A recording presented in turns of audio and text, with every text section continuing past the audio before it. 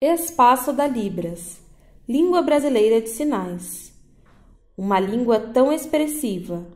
A função das expressões não manuais na Libras. André dos Santos Silva, especialista em dialética da língua portuguesa. UNG. Bacharel em Letras Libras. UFSC, Unicamp. Graduado em Letras Português-Inglês, UNG. Professor e orientador de cursos, IST. E intérprete de Libras, FIRB. Para participar com perguntas e sugestões, escreva para contato@revistademais.com.br. O parâmetro da Libras que talvez exija mais desinibição do sinalizador é a expressão não manual, ENM. Apresentando diversas funções na língua, a expressão permeia a comunicação, quer por razões gramaticais, quer por razões afetivas. É muito comum que, na observação de surdos se comunicando, ouvintes estranhem as expressões que parecem de intensidade maior do que se tem como padrão. A afirmação, eles são muito expressivos, e a suposição, acho que estavam discutindo, não são raras. Para se compreender como esse parâmetro ocorre durante a sinalização, será preciso que se entenda alguns de seus papéis. As expressões usadas na Libras costumam ser divididas em expressões feitas pela face, expressões faciais, e as expressões feitas pelo corpo, expressões corporais. Uma das funções da ENM é apresentar distinção. O sinal cansado, figura 1, por exemplo, apresenta uma expressão facial de alguém que se encontra exausto, ao mesmo tempo em que a expressão corporal demonstra fraqueza.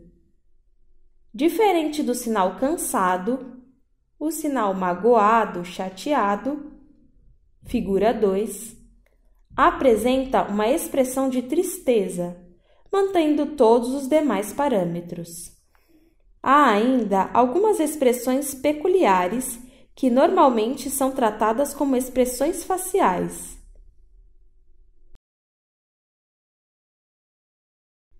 Serão chamadas aqui de expressões cranianas, para que não se confunda com a contração dos músculos da face com os movimentos feitos pelo crânio. Na Libras, quando se faz uma pergunta para a qual a resposta pode ser afirmativa ou negativa, como sim ou não, a região da testa é levada levemente para frente, como se pode observar no sinal gosta? Figura 3.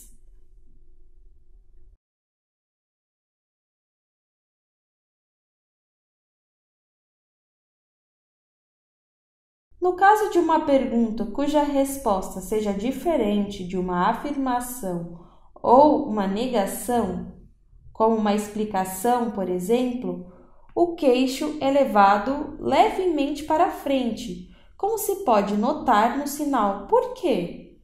Figura 4. Em ambos os casos, as sobrancelhas exprimem o questionamento, ao mesmo tempo que o crânio se movimenta de acordo com o tipo de pergunta. Entre os ouvintes e os surdos brasileiros, as negações com o crânio costumam ser feitas com um movimento horizontal, fazendo com que a face vire para ambos os lados alternadamente, enquanto que as afirmações com o crânio costumam ser feitas com um movimento vertical, para cima e para baixo, alternadamente. Essa convenção cultural não acontece da mesma maneira em todos os lugares. Em 2013, uma surda chamada Evelina Gaina publicou em seu canal um vídeo chamado Bulgarians Handshake Meini, em gestuno, língua de sinais internacional, contando sua experiência em um restaurante búlgaro. Ela relata que o movimento horizontal que usamos para sim significa não lá na Bulgária e que os movimentos que os búlgaros fazem para sim, chacoalhando a cabeça, é um sinal distinto. Esse movimento não é usado aqui no Brasil. O significado de uma expressão ucraniana pode ser, então, não só de determinada língua de sinais, mas também da comunidade em que os usuários dessa língua se encontram. Pode-se notar, então, que as expressões estão presentes na comunicação todo o tempo. Na língua portuguesa, a entonação pode afirmar ou questionar em orações como "Você conhece bem o caminho" e "Você conhece bem o caminho?". Essa propriedade da entonação, no caso das línguas de sinais, é percebida nas expressões. Por elas, pode-se exprimir ordem, ironia, surpresa, etc.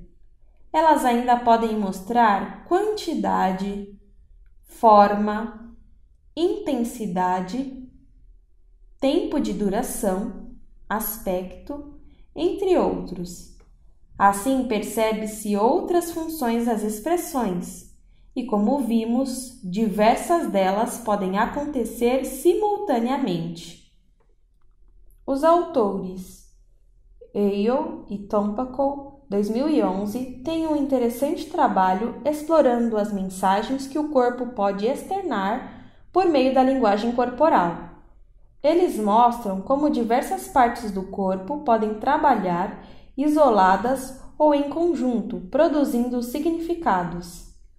Nas línguas de sinais, essa linguagem é bastante explícita e as expressões têm uma parte fundamental na comunicação. Saber utilizar esse parâmetro em diferentes contextos, como na poesia, música, contação de histórias ou no teatro, pode garantir melhor comunicação da mensagem que se pretende levar ao surdo.